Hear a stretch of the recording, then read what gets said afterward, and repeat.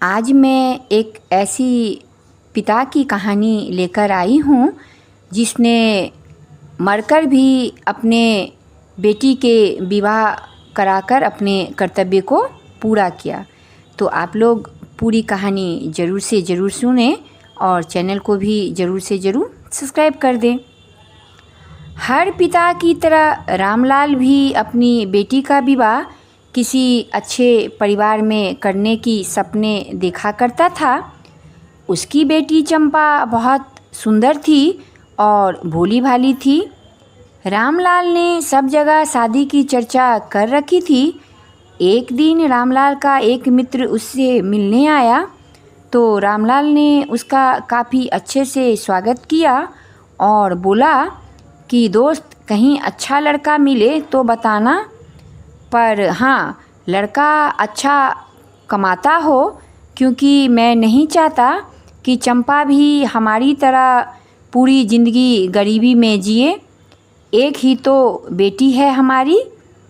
तो उनके मित्र ने कहा कि हाँ, एक लड़का तो है मेरी नज़र में, कमाता भी अच्छा ही है, परिवार भी ठीक ठाक है, लेकिन उन लोगों को दहेज में कुछ रुपये तो चाहिए। रामलाल बोला, हाँ ठीक है, पहले तुम बात करो और मुझे बताओ कि कितना रुपया चाहिए। मित्र बोला, ठीक है, मैं बात करके तुम्हें जानकारी दूंगा, और थोड़ी देर के बाद चला गया।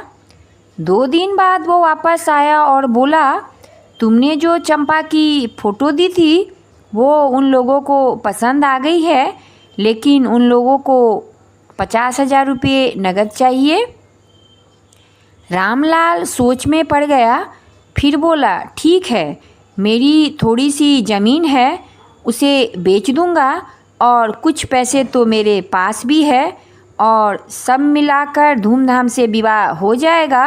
एक ही तो बेटी है और मुझे और इससे ज़्यादा चाहिए भी क्या। मित्र बोला, ठीक है, तो तुम जाकर रिश्ता पक्का कर लो, मैं चलता हूँ। रामलाल प्रसन्नता से अपनी पत्नी को बोला, सुनो, चंपा के भाग्य खुल गए हैं, एक अच्छा परिवार मिला है, लड़का कमाता भी अच्छा है और अपना घर द्वार है। मैं कल जाकर लड़का भी देख लूँगा और शादी की तारीख भी तय कर दूँगा। पत्नी बोली कि रुपया कितना देना पड़ेगा। रामलाल बोला, यही कोई 50,000। पत्नी बोली, हम इतने रुपये कहाँ से लाएंगे जी। रामलाल बोला, अरे अपनी थोड़ी सी ज़मीन है ना, उसे बेच देंगे, चंपा से बड़ा तो कुछ भी नहीं है ना। हमारी चंपा खुश रहेगी तो हम लोग भी खुश रहेंगे। पत्नी भी खुश थी। चलो, हमारी एक ही तो बेटी है, अगर वो खुश रहेगी तो हम लोग भी खुश रहेंगे। उधर रामलाल सारी बातें लड़कों वालों से करके शादी तय कर देता है और कहता है कि शादी के दिन वो 50,000 रुपये उन लोगों को दे देगा। शादी की तैयारियां शुरू हो जाती है। रामलाल अपने मित्र से कहकर अपनी ज़मीन बेच देता है और वो ठीक शादी से एक दिन पहले ज़मीन के कागज़ लेकर पैसा लेने जाता है, और जब वो पैसा लेकर घर वापस आता है तब तक काफ़ी अंधेरा हो जाता है, और जैसे ही वह थोड़ी दूर आता है तो उसे कुछ डाकू घेर लेते हैं और बोलते हैं कि तुम्हारे पास जो पैसा है वो हमें दे दो, हम तुम्हें कुछ नहीं करेंगे। लेकिन रामलाल उनको पैसे देने से मना करता है और कहता है कि ये पैसे मेरी बेटी के ज़िंदगी हैं, मैं तुम्हें नहीं दूंगा। लेकिन वो लोग नहीं मानते हैं। तब रामलाल उनके पैरों पर गिर जाता है और कहता है कि मुझे माफ़ कर दो, मैं अपनी बेटी की शादी धूमधाम से करना चाहता हूँ। लेकिन बार बार कहने पर भी जब रामलाल पैसे नहीं देता है तो डाकू तलवार से उसका सर धड़ से अलग कर देता है और रुपया लेकर जाने लगता है। तब रामलाल भूत बनकर उन सबों को मार देता है और रुपया लेकर घर आता है और उसको देखकर पत्नी कहती है, इतनी देर कहाँ लगा दीजिए।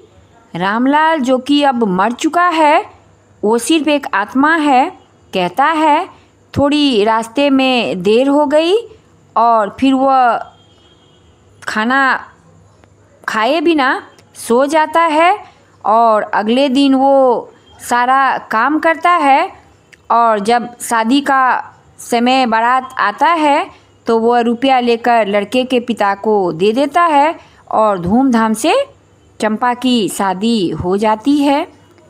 विदाई की बेला आती है और चंपा माँ से लिपटकर रोती है और उसके बाद वह रामलाल के पास माँ के साथ आती है और रोती है।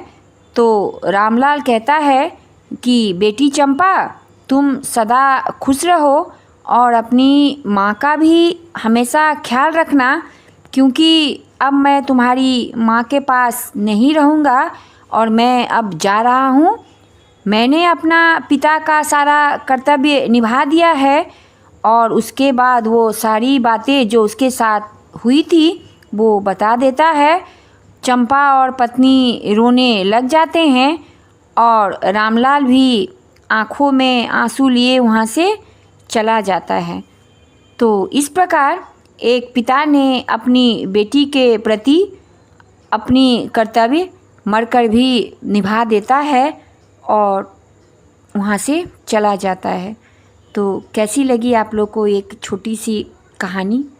तो चैनल को ज़रूर से ज़रूर सब्सक्राइब कर दीजिए। धन्यवाद।